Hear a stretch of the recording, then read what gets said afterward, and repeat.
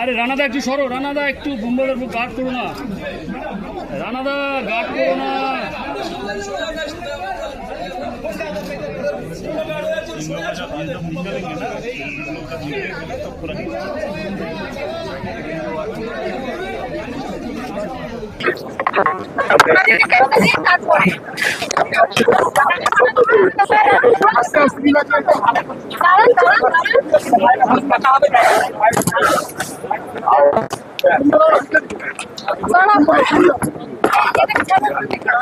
গতকাল রাত্রে আমরা আপনাদের জানিয়েছিলাম কি কারণে আমরা কি করতে চলেছি, আপনারা সবাই জানেন।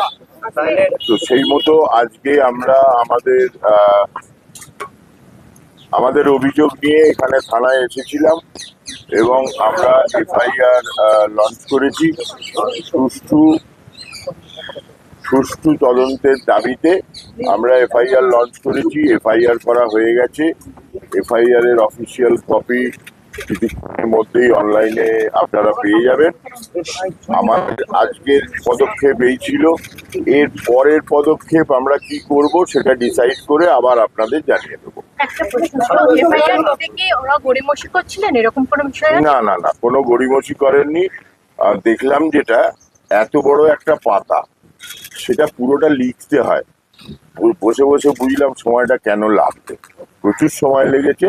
একদমই গড়িমসি ছিল না, ওই ফিল আপ করে তারপরে ওনারা দিলেন, সেটাতে একটু সময়টা লেগেছে, আর কোনো অসুবিধা নেই।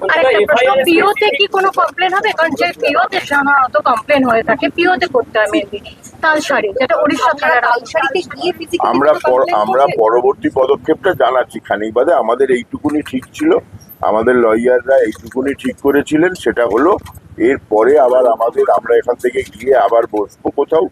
এবার লয়াররা যেটা বলবেন সেই অনুযায়ী আমাদের আবার পরবর্তী পদক্ষেপ নিতে হবে।